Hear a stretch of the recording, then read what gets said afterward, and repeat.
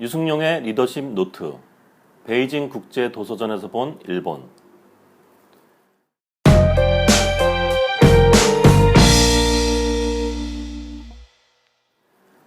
지난 8월 베이징 국제 도서전에 다녀왔다.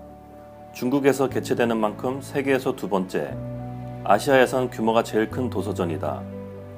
전 세계 2천여 개 이상의 출판사와 관련 기관들이 참가했다.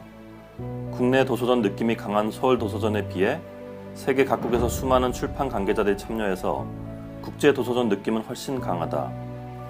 물론 중국 국영 출판사들의 대형 부스들이 제일 눈에 띄는 것은 베이징 국제 도서전만의 특징이다. 한국을 비롯해 일본, 대만 등 아시아권 출판사들의 부스도 다수 접할 수 있었다. 그중 유독 눈에 띄는 것은 일본 부스들이다. 중국 부스들처럼 화려하게 꾸미거나 독특한 부스 디자인을 하진 않았다. 지극히 평범한 도서 전시 부스일 뿐이다. 그런데 일본 부스에는 다른 나라 부스에 비해 사람들이 넘쳐났다. 콘텐츠 계약 상담을 위해 별도로 마련해 놓은 테이블에는 빈자리가 없다. 각국의 바이어 상담이 전시 기간 내내 이어지고 있는 듯하다.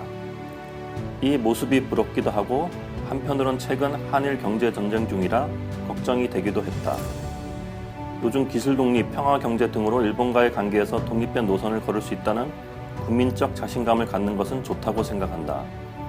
하지만 국제도서전 현장에서 본 일본산 콘텐츠의 파워는 무시할 수가 없구나 하는 생각도 지울 수가 없다. 일본의 콘텐츠 힘은 어디서 나오는 것일까?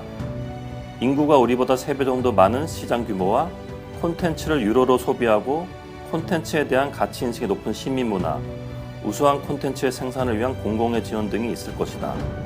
무엇보다 양질의 콘텐츠를 기획하고 제작하는 인적 자원, 즉 풍부한 크리에이터가 가장 주요한 요인이 아닐까 싶다. 결국 콘텐츠는 사람에게서 나오는 것이기 때문이다. 그렇다면 우리는 어떠한가? 우수한 크리에이터가 풍부한가? 그렇지 않다면 그들을 육성 확보하기에 어떻게 해야 할까? 결론부터 말하면 어린 시절부터 우리 아이들을 창의적 놀이터에서 마음껏 뛰어놀게 해야 한다고 생각한다. 상상력이 뛰어난, 내가 말랑말랑한 크리에이터로 키워야 한다는 것이다. 물론 우리도 일본 못지않게 실력 있는 크리에이터가 많고 그들을 육성하는 다양한 교육기관이 있다. 정부도 이 점에 대해서는 관심을 갖고 좋은 정책들을 펼치고 있는 것으로 안다. 중요한 것은 이제 우리 부모들이 내 아이에 대한 교육 마인드가 바뀌어야 한다고 생각한다. 더 이상 부모들이 우리 아이들을 획일적인 스펙 교육 현장으로 내몰지 않기를 바란다. 기본적인 인성교육과 공동체 교육에 집중하되 무엇보다 개성 있는 캐릭터형 크리에이터로 그들을 키웠으면 좋겠다. 사회적 출세를 위해 소위 좋은 대학에 보내기 위한 중고등학교 시절 인위적 생활기록부 교육.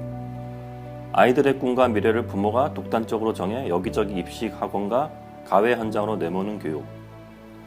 초등학교 때부터 사립중학교 특목고 입시를 준비하는 부모 만족형 교육. 요즘 어느 법무부 장관 후보딸의 입시 스캔들로 특목고 스펙 교육 등이 다시 평범한 부모들을 그들만의 리그로 유혹당하게 하는 듯하다. 물론 개성이 강하고 특수한 재능이 있는 아이들의 욕구를 충족시킬 수 있는 특수 목적 학교가 있다면 얼마든지 아이를 그곳에 보내야 하는 것은 맞다. 그 아이가 우수한 크리에이터로 성장하는데 일반 학교보다는 도움이 될 수 있기 때문이다. 우리 아이들을 진정 개성이 강한 캐릭터형 크리에이터로 키우려면 어떻게 해야 할까? 우선 아이를 뛰어놀게 하자. 마음껏 뛰어놀게 하자. 재미있게 노는 법을 가르쳐주자. 물론 공부하기 좋아하는 아이를 공부하지 말라고 일부러 말릴 필요는 없다. 그래도 더 많이 놀 수 있도록 도와주자. 그리고 상상하게 하자. 책도 많이 읽고 다양한 경험을 하게 하며 항상 독특한 사고를 할 수 있도록 장을 마련해주자. 가능하다면 전 세계 여행을 자주 보내라. 여건이 된다면 외국에서 학교를 다니는 것도 좋다고 생각한다.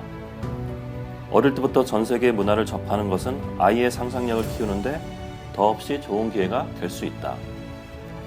또한 전 세계의 사람들과 소통하고 그들의 문화를 깊이 접하려면 언어 구사력은 필수적이다. 어학 공부만큼은 신경 써서 시키자. 무엇보다 하루라도 상상하지 않으면 안 될 정도로 매일매일 상상하는 것을 습관화하자. 한일 경제전쟁으로 온 나라가 발칵 뒤집혔다. 그런데도 법무부 장관 임명권으로 어른들이 상식과 도를 벗어난 진흙탕 싸움을 하고 있다. 이럴수록 우리 아이들도 점점 핵이라 되어가는 기성세대를 닮아갈 것이다. 그렇게 되면 우리 땅에서 창의적인 크리에이터를 만나기가 더욱 힘들어질 것이다. 부품 소재 기술 개발 못지않게 우리 아이들을 개성 있는 크리에이터로 키워내는 것이 진정 일본을 이길 수 있는 길일 것이다.